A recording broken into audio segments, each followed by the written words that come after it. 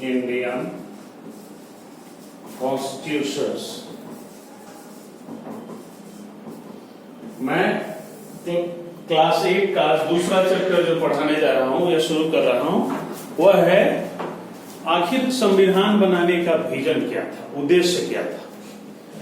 संविधान बनाने वाले ने जब ब्रिटिश इस देश को छोड़ करके जाने लगे तो एक कॉन्स्टिट्यूएंट असेंबली की स्थापना की गई, जिसका उद्देश्य भारत में संविधान निर्माण करने की प्रक्रिया को शुरू करना था। और मोतीलाल नेहरू और 8 दूसरे कांग्रेस लीडर थे। इन लोगों ने 1928 में लेकर के इसका गठन किया और 1931 में कराची सेशन में कांग्रेस ने एक भारतीय संविधान की विशेषताओं को या रूपरेखा को सामने रखा। At this deliberation, certain basic values were accepted। इसमें मुख्य रूप से जो बेसिक वैल्यूज है वो भारतीय नेताओं द्वारा स्वीकार कर लिया गया। उस बेसिक वैल्यूज में पहला था, महत्वपूर्ण है, वो है एनुअल एडल्ट फ्रेंचाइजीज, वयस्क मताधिकार, राइट टू फ्रीडम, स्वतंत्रता का अधिकार, समानता का अधिकार और माइनॉरिटीज के अपने अधिकारों की रक्षा करने का अधिकार।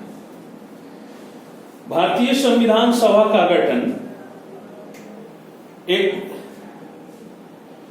डोमिनेंट लीडर के द्वारा जो फ्रीडम मूवमेंट में मुख्य रूप से भूमिका निभाए उनमें राजेंद्र प्रसाद, अंबेडकर, जवाहरलाल नेहरू, सरदार पटेल, मौलाना आजाद, सरोजिनी नायडू, विजय लक्ष्मी पंडित, ये इनकी महिला सदस्यता थी।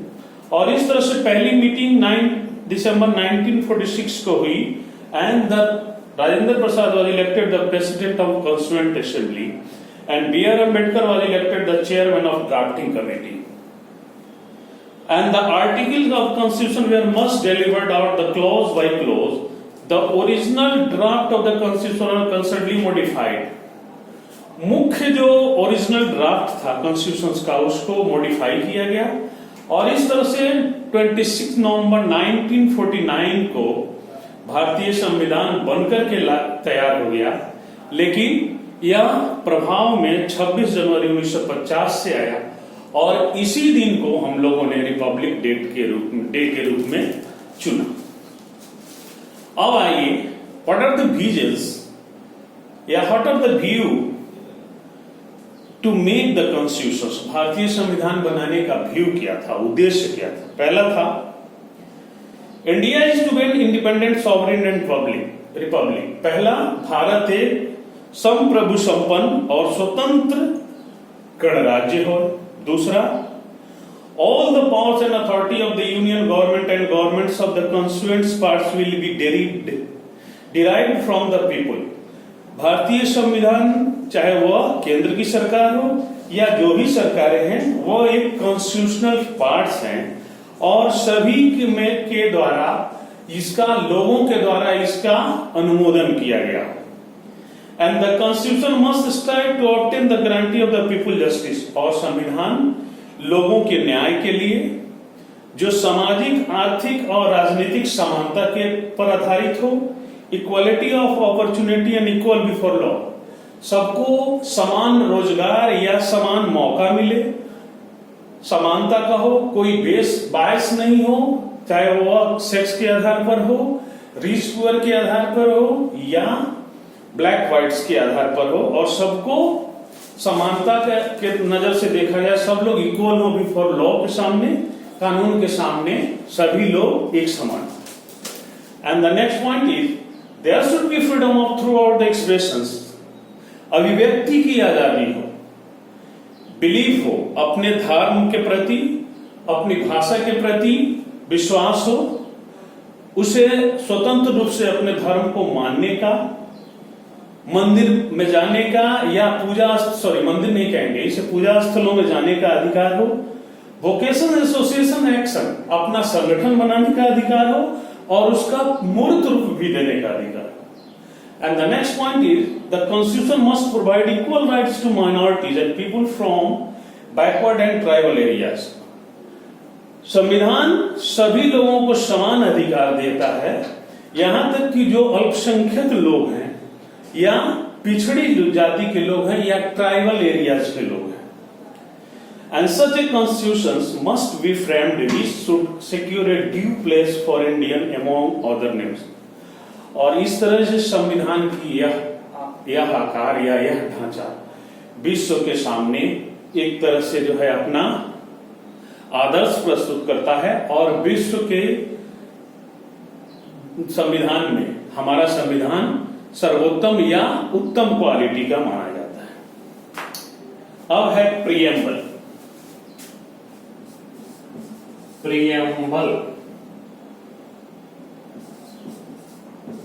प्रस्तावना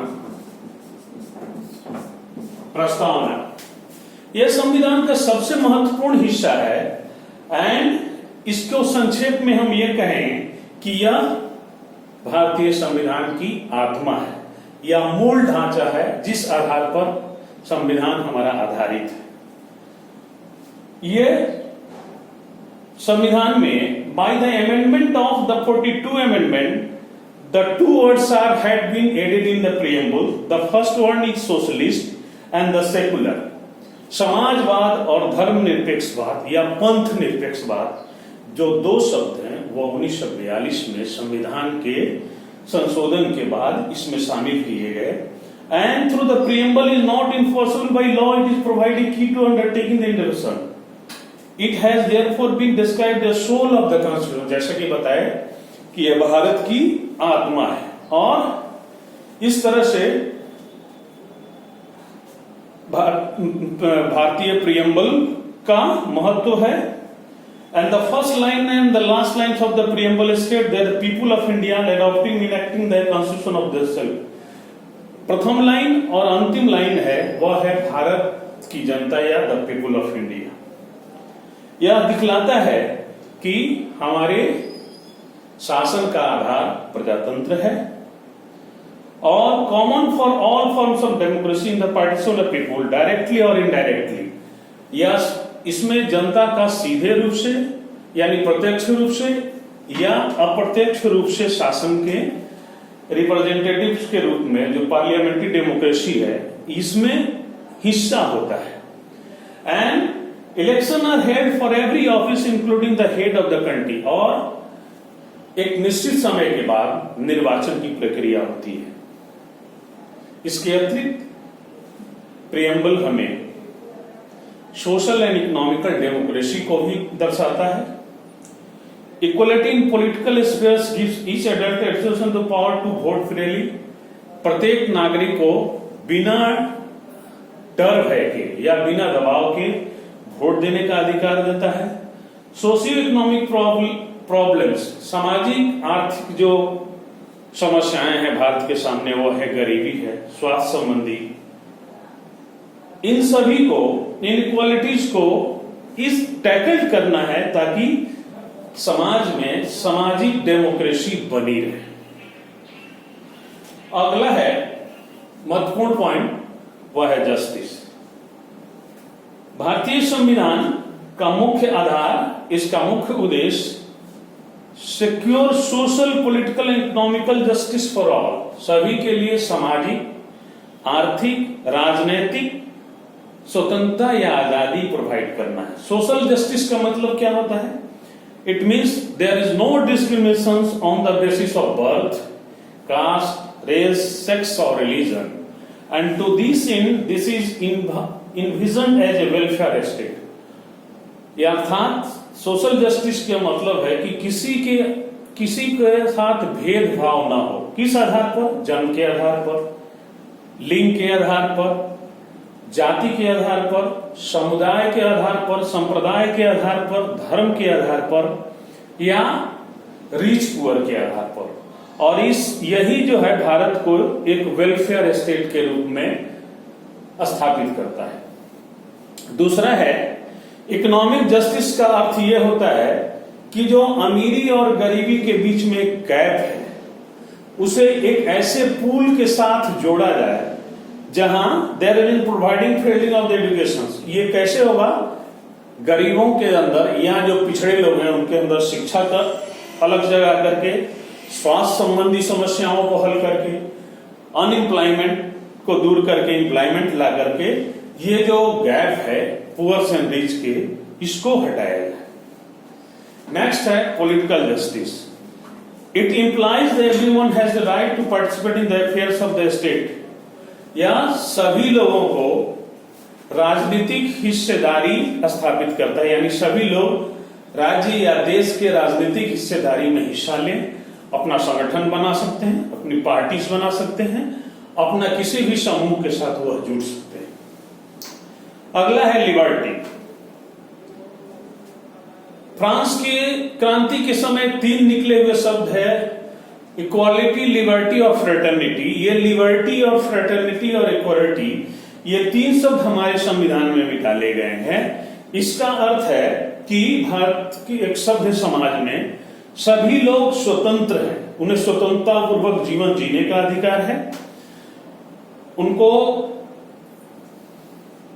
अपने कर्तव्य को करने का अधिकार है, वह यहां भारत के किसी कोने में आने जाने का अधिकार है, और कहीं भी अपना रोजगार या अपने उद्योग, अपने कामों धंधे के करने का अधिकार प्राप्त है।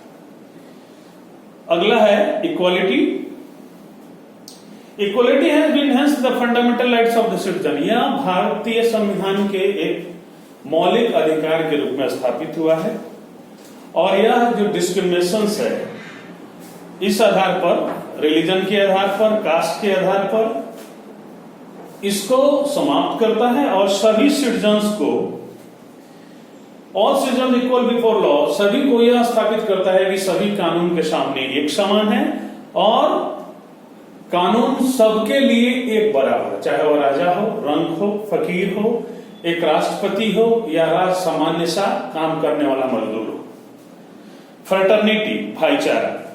जैसा कि हम जानते हैं कि हमारे देश में अन्य अन्य अलग अलग धर्म के लोग, अलग अलग संप्रदाय के लोग, अलग अलग देश के लोग, अलग अलग संस्कृति सभ्यता के लोग, अलग अलग खान पान के लोग रहते हैं, किंतु सभी लोग भारत के नागरिक हैं, और इस तरह से भारत के नागरिक होने के कारण एक सूत्र में बंधे हुए हैं, और वह है भाईचारा, जो हमें सिखलाता है वसुधैव कुटुंबम के आधार पर, यानी पूरी धरती हमारे लिए एक परिवार या कुटुंब के अनुसार है। उसी तरह पूरा देश हमारा एक परिवार की तरह है, और हमें मिलजुल करके इस देश को चलाना है, आगे बढ़ाना है और देश का निर्माण करना है। The directive principle of the state has been used to benefit the citizen equality, providing adequate means of livelihood. The state is bound to provide human condition of work and ensure all children attain to decent of living. In the practice of untouchability was abolished. छुआछूत या रंग भेद भारतीय संविधान के तहत जो है पूरी तरह जो है वर्जित है या बंद है। कोई भी किसी को जाति के आधार पर छुआछूत या भेदभाव नहीं कर सकता है। अगर वह कोई व्यक्ति किसी के साथ करता है तो वह कानून के तहत पनिशेबल है। कितना मिनट का हो गया?